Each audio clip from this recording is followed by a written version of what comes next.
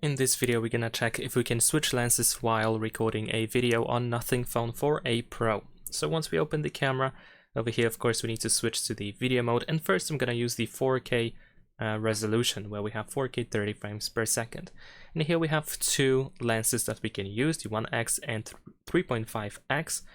So if I start recording using the 3.5x, as you can see, I cannot zoom out to 1x. We cannot really switch it. We can zoom in using that lens that we started recording with, and the same thing of course happens if I start using the 1x. Then in this case I can zoom in to 7x, but the lens does not switch when I cross 3.5x. If I use 1080p and 60 frames per second, it is exactly the same, just like in the case of the 4K resolution. So in here it is not possible to switch lenses. And if I choose 30 frames per second, I can actually switch lenses. So over here I have access to 0.6x, and as you can see there is that shift that indicates that camera switches lenses. And if I use more than 3.5x, there is another switch over here.